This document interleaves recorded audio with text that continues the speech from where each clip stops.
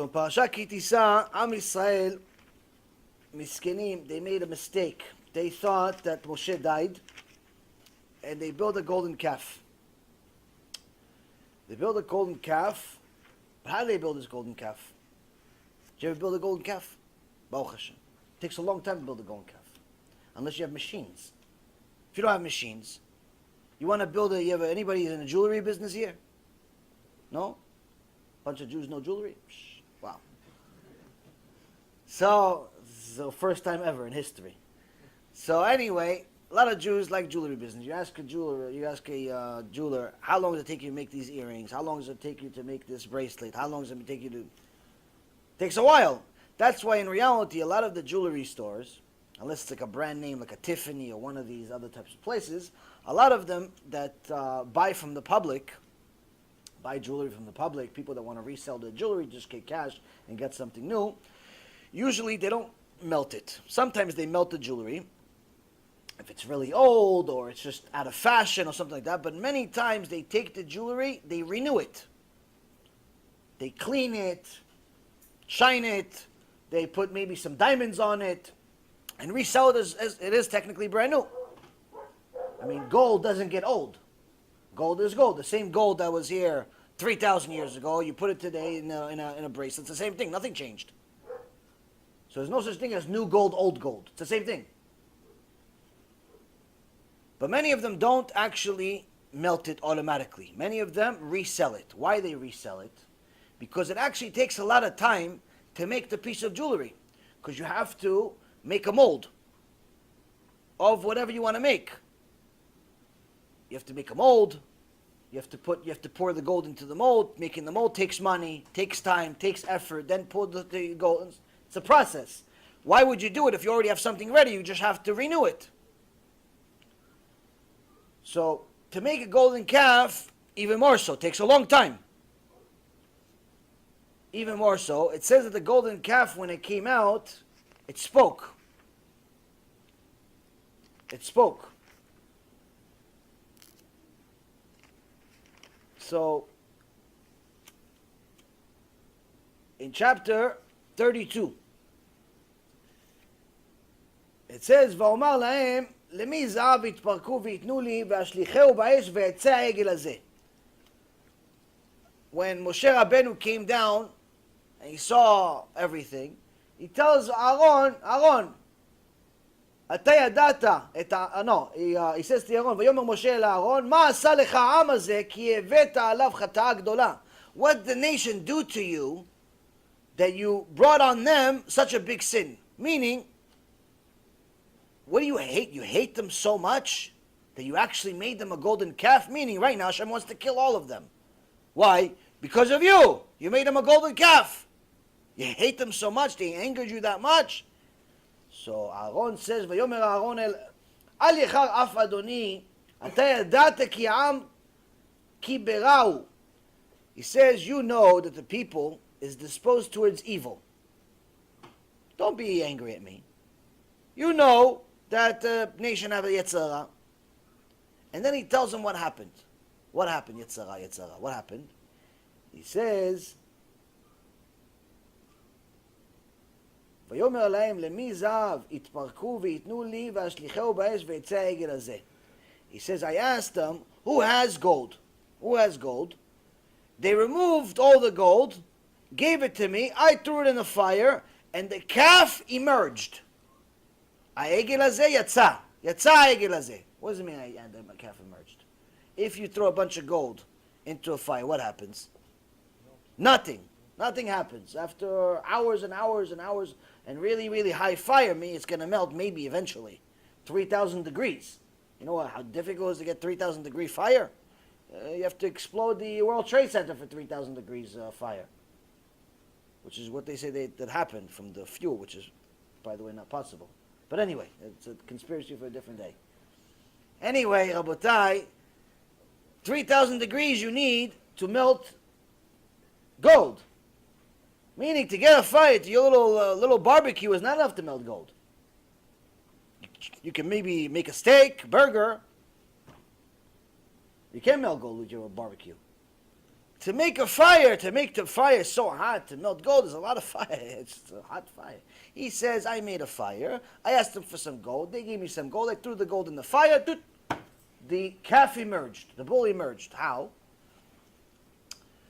This, Rabotai, rewinds. The story starts, the Midrash in Me'am Loez says the story rewinds many, many years before. When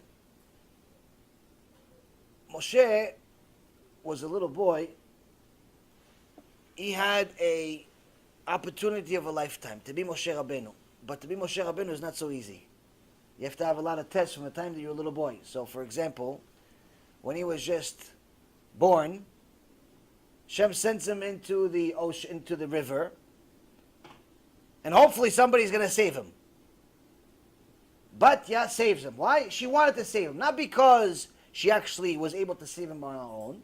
She, the Gemara says, she saw it as someone crying. She says, oh, I wish I can save him. That's it. And she put her arm out. The problem is, her arm was only 1 amma. And Moshe was 15 amot far. You don't have to know how much an amma is, which, by the way, is close to 2 feet. You don't need to know.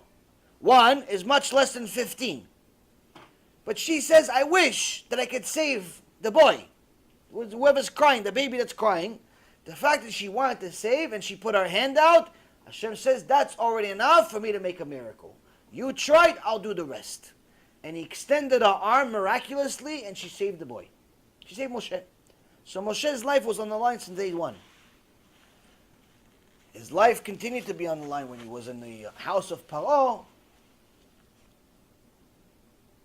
Later on, his life would be put on the line with Paro when he got older. Paro tried to cut off his head after he found out that he killed the Egyptian.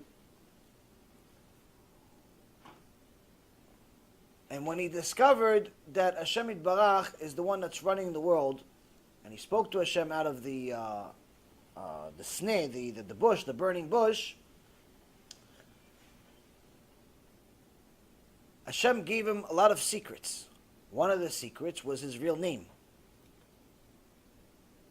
So when he came back to Egypt to free Am Yisrael, he knew that he had a mission, not only to free Am Yisrael, but to fulfill the promise that was made to Yosef HaTzadik. Yosef HaTzadik made the 12 Shvatim, the 12 tribes, the brothers, promised him that when they leave Egypt, sometime down the road, or their descendants, or whoever's going to leave Egypt eventually, promise me that you're going to take my bones and put it to Eretz Yisrael. Promise me. So they all promised, because he knew that the Egyptians are not going to let Yosef leave Egypt because they turned him into a god. So now Moshe came after the plagues, a year of plagues, Dam, Tzfardea, Kinim, and so on and so forth. All the plagues happened, a year of plagues. After the plagues, Paro is begging Moshe and Aaron to leave and take everybody with them, take whatever they want. Here's some money, here's some more money, just get out of my face, go away. Go away. Okay, wait a minute, we're not going to go away, we have some stuff to do. What stuff you have to do? I have to go get Yosef. Where are you going to find Yosef now in the middle of the night? I have to go find him. What do you mean, where are you going to find him? So you can't look. Egypt's big. So who's the only one that could possibly know? Serach bat Asher. Serach was the daughter of Asher, one of the 12 tribes, that was blessed by Yaakov Avinu to live forever. And the reason why is because when they found out that Yosef was still alive, they knew that if they tell the 12 tribes, they knew if they tell Yaakov, their father, the truth, you give him such amazing news at one time, he could have a heart attack and die. So he said, you know what? Let's get him into it. Get him into a happy mood. So they asked Serach, the daughter of Asher, to sing for him. And play a nice tune that puts him into a good mood. What's the lyrics? Yosef is Chai, and he's the viceroy. Yosef is alive, and he's the viceroy of Egypt. And she's singing in the background while Yaakov is learning Torah. And he doesn't know why he's in a good mood. It's like white noise. white noise is like the noise that moms put for their kids to go to sleep. It's a lot of noise, but that creates like a deafening sound, meaning that all the other noise from cars and all the other things that are out there, talking and so on, is like masked by this white noise. So he is listening to this music.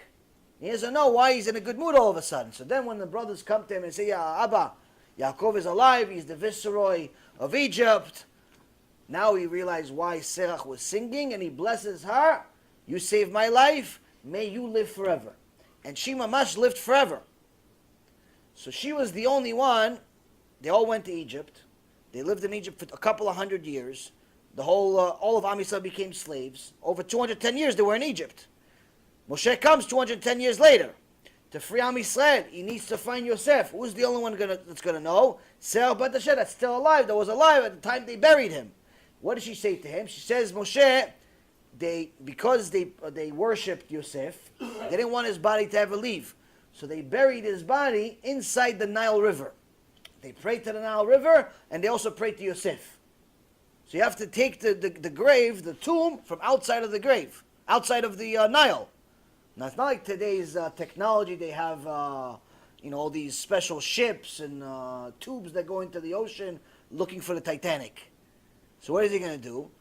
Moshe takes a mateh. A mateh is like a piece of metal, and he puts Hashem's name on it, Hashem's real name on it, and on the other side he engraves, Aleh Shor Aleh.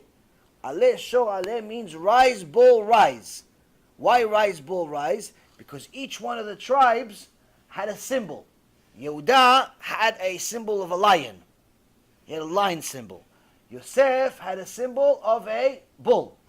So he wrote it, he threw it into the water, and he said, Yosef, I'm here to fulfill the promise that your brothers made. I'm throwing the mateh. If you want, aleh. If you want, rise. You rise your own tomb. He's dead though for 200 years. You rise your own tomb, get out, and I'll take you to Eretz Yisrael. If not, you're going to stay here. He threw the mateh in, and Yosef's tomb came out of the water. Now, at the same time that Moshe threw this mateh, there was a little boy named Micha. Micha that was following Moshe. And the reason why is because this Micha was one of the babies that Moshe saved. He saw that the evil Egyptians were putting babies inside the blocks. If the father didn't make his quota of building the pyramids or building something, and making enough stones, they say, "Oh, you don't make enough stones, we'll put your kid there instead." So Moshe cried to Hashem. He's like, "What did these babies do? Babies didn't have enough times to sin." Hashem says, "Don't worry, these are evil souls." What evil soul? It's a baby. He looks cute. Every baby is cute. You know that? Hitler, was also cute. Haman was also cute. Every baby is cute. Whether he becomes Hitler or Haman, all depends on the parents. If the parent gives him every single thing he ever wants, he becomes Hitler. If the parent knows when yes, when no, maybe he's going to become Rabbi Shimon Bar Yochai. Depends. But it's very hard. Why? Because he's so cute. So you want to give him everything. He wants your car keys. You want to give him the car because he's so cute. He wants ice cream. You want to give him the ice cream truck because he's so cute. But it's a problem. You have to be a parent. Only one person in the entire place found this funny. Sleeping. I'm working very hard on the jokes, guys. You're not even getting it. So anyway, Moshe had a soft heart, and he says, "Let me save one baby." Hashem says, "You want to save a baby. I'm telling you, it's a bad soul. It's a rasha. You want to save it? Save it. Save one. Save whatever you want." He saved it, and he called it Micha. Why Micha? Because if he didn't save it, they would have crushed him. Lim'oach oto.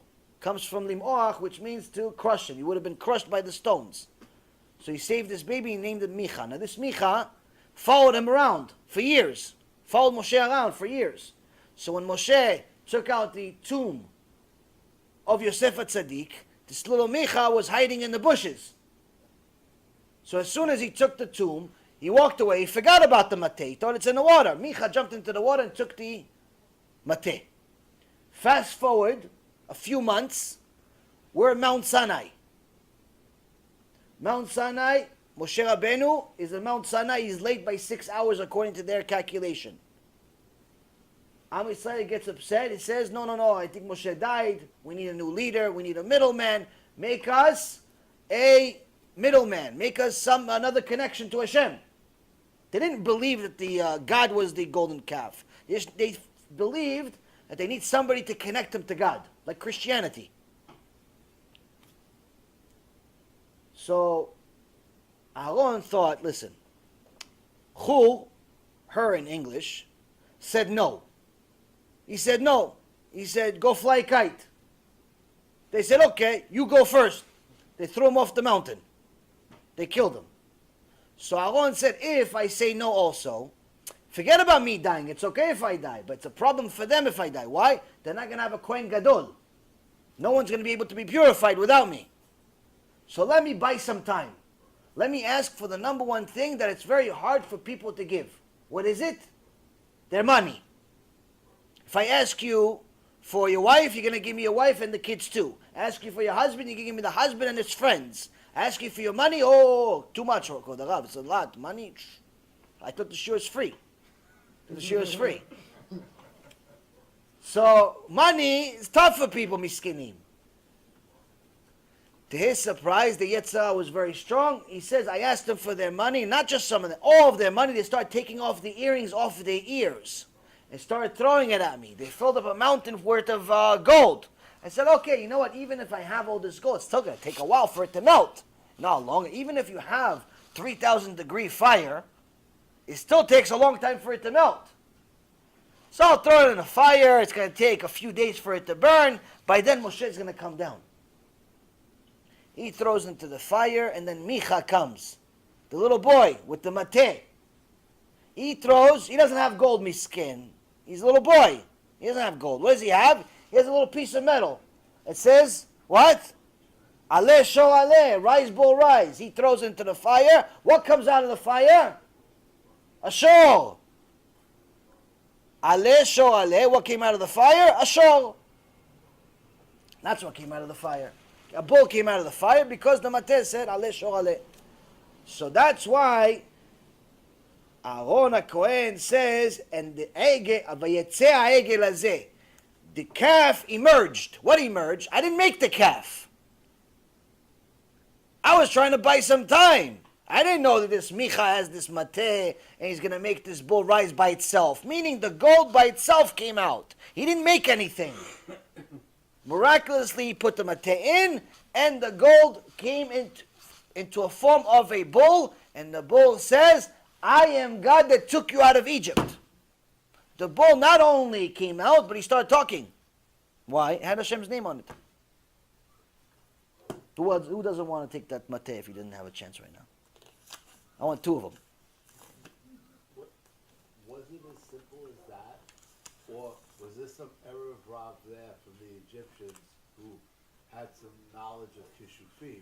No, the mateh by itself. That did it in and of itself. Okay. The mateh by itself, according to the Midrash Imam Loez, did it by itself. Next question.